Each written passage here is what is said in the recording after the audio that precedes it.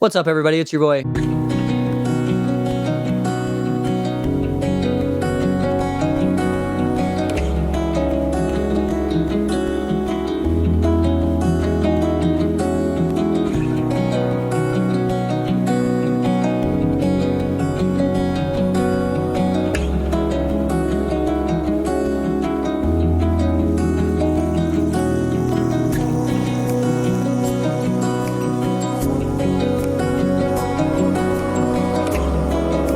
AKA Reed from Shameless Nerd. Today's video is about iPad babies. If you would like to support the channel, please consider smashing that like button, demolishing that comment section, and mercilessly assaulting that subscribe button. No, but seriously, if you do feel so inclined to support the channel, cringe attempt to gather people's attention aside, the best way to do that would be to click the join button at the bottom there and become a member of the channel. You get access to some cool behind the scenes stuff, and you get to support a public middle school teacher as he attempts to navigate the increasing insanity that is teaching under the current presidential administration. All right, let's get into it. We've all been there, okay? You're at a restaurant, the host asks you to follow her, and you walk through the dining room, past table after table of the exact same family. 4 people, a mom with 3 empty wine glasses and a half-eaten Cobb salad in front of her, staring blankly into the distance. Seated next to a strangely skinny man who also somehow has a distended, engorged belly, which he's rubbing. He's laid back in his chair, like Santa Claus, talking to a wife who is not listening to him as he rants about college athletes getting paid and how this is ruining college football. Across from these two is an adolescent girl entirely disinterested in her parents and everything else around her, face down, staring at a phone, and next to her is a toddler, spaghetti all over his face and chest, with headphones on, seated in front of a tablet with a big silicone case on it, propped up, playing 2-minute clips of poorly animated CGI children singing nursery rhymes, or free Blender asset versions of Batman and Marlin from Finding Nemo driving Hot Wheels cars off of a cliff, or videos of other children playing with toys. This family is everywhere. They're in the walls, I think. And the signature piece of it, the iPad baby, is everywhere you go. Doctor's office waiting room, backseat of the minivan at the stoplight, grocery stores, sporting events, libraries, campgrounds, everywhere you go, if you look for it, you will see drooling children staring at iPads while their parents lug them around like giant hungry backpacks. And you can probably guess where I'm going with this given the tone of these first few minutes of the video, but this is not good. And I'm going to spend this video making the case against this practice. And this is for anyone, obviously parents or future parents, but any older sibling, any cousin, anyone whose friends have children, anyone who's willing to take a misdemeanor charge for petty theft after you swipe the iPad from a child's hands in the park and scream, "This is for your own good," as you run into the distance. This is for any of you watching who have your own struggles with technology addiction. This isn't just for children or parents of children. If you've ever had any level of introspective curiosity about your own digital consumption habits, this video is for you. Okay, so first of all, I need to make some distinctions or clarifications in case this is the first video of mine that you've watched, as I kind of talk about the subject pretty often.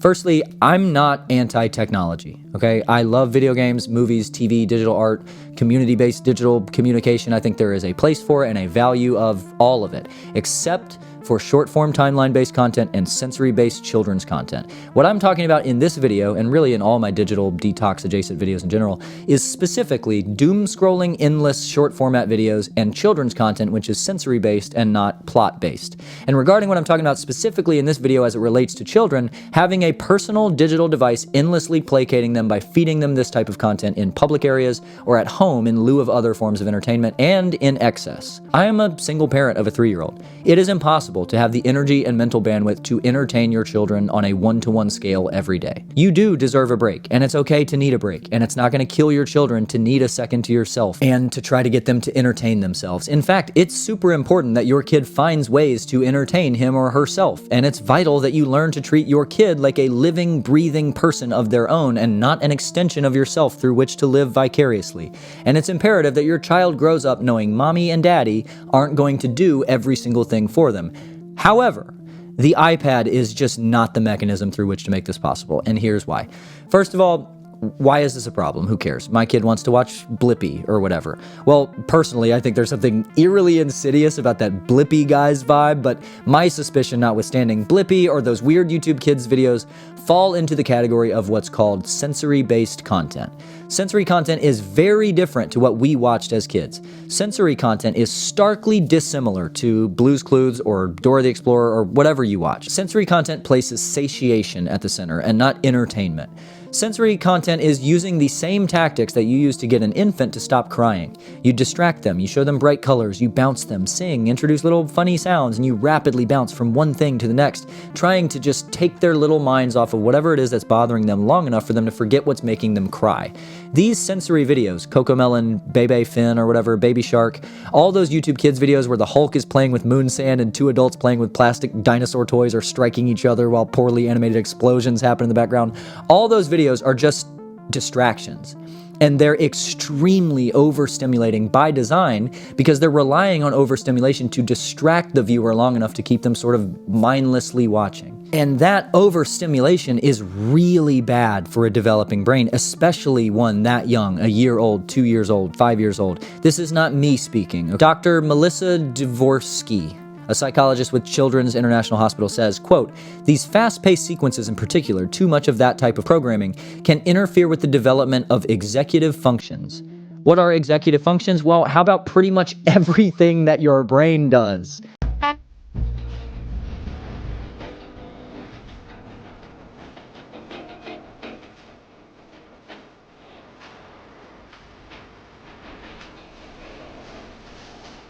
And this research is no longer fringe emerging science. Department of Psychology, Drexel University, quote, "Kids who watch TV or DVDs at 12 months old were twice as likely to experience atypical sensory processing by 36 months old."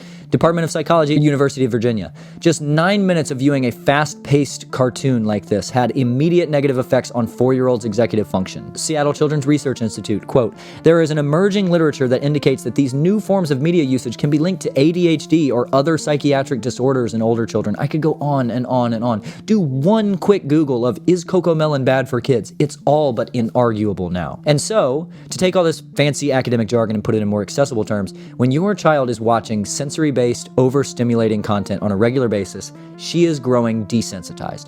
In the same way that it's been so hard for me to get in the habit of eating healthy because I spent 15 years eating nothing but the saltiest, most excessively flavorful processed foods, and now my brain is like, broccoli? Well, this doesn't taste like pizza at all. Or in the same way that so many people die of opioid overdoses because you start out taking one and then you need more because your brain adjusts and you need 2 and then 3 and then eventually you're taking a handful of pills at once. Your brain grows numb to things. We are creatures that crave novelty and excitement and newness. And when you start your life watching the loudest, most colorful, most insane and exciting content in the history of the world, you're going to grow up unable to maintain interest in almost anything else. You're not going to get full from one hamburger if you've eaten 5 hamburgers for dinner every day of your life. And then multiply this by the fact that these children are in the period of the most rapid development that you experience in your lifetime. My son could hardly speak English a year ago, but yesterday I said, we're gonna go to Five Guys for lunch, and he said, "Dad, I don't like Five Guys. I call it Five Little Mans. That's just what I like to do." That period of rapid growth and development should be spent whenever possible planting intellectual seeds that will sprout years down the road. My son can spend his 20s frying his neurons, see what I mean? His neurons like I tried to if he wants to, but right now, I have control over the television, and I have the ability to not give him a tablet and like make him play outside and stuff. Eventually, he'll be stronger than me and I won't be able to do that. I still remember the first time I kicked my daddy's ass. My point is that our children are learning subconsciously to crave satiation when the content we allow them to consume is focused on that. There is a massive difference between even YouTube Kids AI Slop and Sesame Street, or even like Bluey or Peppa Pig. That's better than sensory-based short-form content. And now, we're about to shift from research and evidence-backed arguments into a good old-fashioned read from Shameless Nerd soapbox. And get your popcorn ready because it's a good one. This will probably be the first thing I've ever included in a video that will lose me subscribers. I don't mean to brag, but I've been of this train of thought for a decade or so now. I've said since I was in college that when I have kids, I'm not getting them a phone or an iPad until they're way older, and I don't say that to say I'm a genius. I say that to say I'm an idiot, and I had that thought in college because it's that obvious. It should be that obvious. How does anyone think this is okay, that this isn't harming our children? I mean, do you really think it's harmless to spend every second of the day from the time you are 4 months old until you leave the house at 18 staring at a screen? Do you think there is no correlation between our children's excessive reliance on iPad time and American youth's increasing apathy or lack of attention span? Netflix came out and said explicitly they're writing movies now with the knowledge that they will be second screened. They are writing movies designed to be watched in the background. making movies that are intended to not be paid attention to. Does that not horrify you? I am a single parent. I know that it's difficult to raise a child. My God, it is so difficult. And I know that not everyone has the ability to be an infinitely feasible clown for their children to interact with, and you need a break every now and then. But we have to be more deliberate about how we take those breaks. And frankly, self-care, quote unquote, absolutely can be a crutch and an excuse. You have to interact with your children. Do you hate them? I truly find it kind of disgusting, honestly, when every child at a restaurant is sitting there with headphones on and their parents talk amongst themselves while the kid mindlessly eats his dinner in silence and never looks up from the screen long enough to realize that they've even left the restaurant before they get back in the car and then continue doing the same thing at home until they go to sleep on their own. I think that's devastating. Because I remember being a kid. I remember wanting nothing more than to play with my dad or my mom. I remember doing some stupid shit and just begging them to watch me. Mom, watch this! And then you do some little dance or whatever, and then you look up at them to see their reaction, and they say, oh, that's good, honey. And you're too young to realize that they mean it kind of sarcastically, and you're just like, hell yeah, my dad thought my 360 jump was cool. These kids are the same, okay? They're not a different species. They want to interact with their parents. That's actually all they want. And they don't get to sit with their thoughts long enough to realize that they even want that. They're being fed digital Xanax and never being given the chance to prove that they don't need it. And I think that's horrifying and frankly pretty indefensible. And I say this as a single parent. Your children deserve your attention, and they deserve to experience the real world. Okay, rant over. We talked about the research. I've gotten up on my moral high horse and ran a barrel race. How about some observational evidence? I am a middle school teacher. I teach kids that this year were born in 2013 and 2014, at the absolute height of the iPad Kid phenomenon. YouTube Kids was launched in 2015 when they were 1. Baby Shark was posted on YouTube in 2016 when they were 2. Cocomelon was rebranded and relaunched in 2018 when they were 4. These kids that I'm teaching are the ones who would be suffering the effects of the iPad baby generation the most. And I'm telling you, as someone who is exhaustingly optimistic and incessant, irritating advocate for my students and for the future, who drives most of my coworkers crazy because I constantly stand up for the kids and blame many of my school struggles on the teachers and not the kids, they're struggling from being iPad babies in all of the ways that the research points to as results of being iPad babies. Their stamina for any and everything is excruciatingly low. Their capacity for reason and abstract thought is behind developmentally. Their attention spans are fried. Their abilities to regulate emotions and to communicate with each other are underdeveloped. These kids are struggling from being raised by iPads and the internet and not their parents. And the problem is many of them have only doubled down as they've gotten older, and this has multiplied on itself because it's the same household, the same parents, and now it's just their phones instead of their iPads, and they go home on the weekend and consume media alone in their bedroom as their only hobby. And I'm telling you, I have hope for the future. I have great interactions with a lot of my students, but I am worried about this generation of kids. I think that there is all but an inevitability that in 50 years, we will look back on this micro generation of kids born from like 2006 to 2020 and think about unfettered, unregulated access to social media and short-form content in the same way we look back on letting children smoke cigarettes in the 1950s. Like, how could we ever have thought this was normal or not horrible? But importantly, I do have hope that we will have that realization. I don't think this is a terminal, hopeless cause. I think many people are realizing this. There's a ton of research being published in this area, like we talked about, and I think there will be an increasing opposition to this stuff, and we will eventually have some sort of legislative change or some cultural push, at least, away from it. But right now, I see it every day. The effects, especially as an English teacher. One of the things that I wish the research would place more in central focus is not just the ways in which the short-form content's affecting developing brains in like pathological, severe ways, but also in more subtle, subjectively important ways. Like, for example, this is based on my own observation as a teacher and connections based on the research. I'm not a researcher, scientist, whatever, but anecdotally, not only does overconsumption of sensory-based short-form content make you stupid, but it also makes you lame. It makes you boring and uncreative and unfun. If you're so fried and burnt at the edges that you can't enjoy anything, then what are you? I can't put a movie on in class.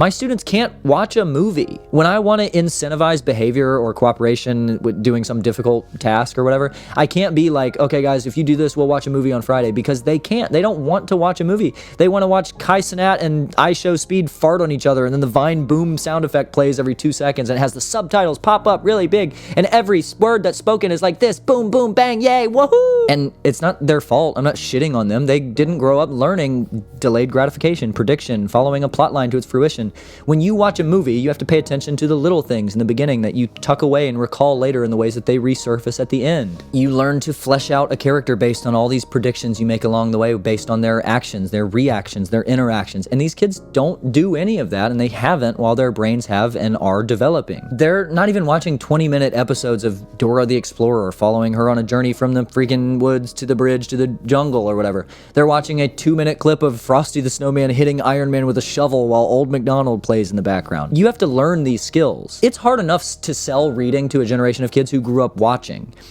TV is books that can move and talk. This was a talking point in previous generations. For all my old viewers out there, I know this is all cyclical, but imagine now that you take a generation of kids who used to watch TV occasionally, and then you made the TV fit in their pocket and go with them everywhere they go, and then you made the TV shows like heroin and cocaine and the ways they affect the brain, and then you gave all of it to them forever for free, and then based the delivery of it to them on their own likes and dislikes, and then tell them, okay, now sit down for an hour and read Ricky Tikki Tavi. It's impossible.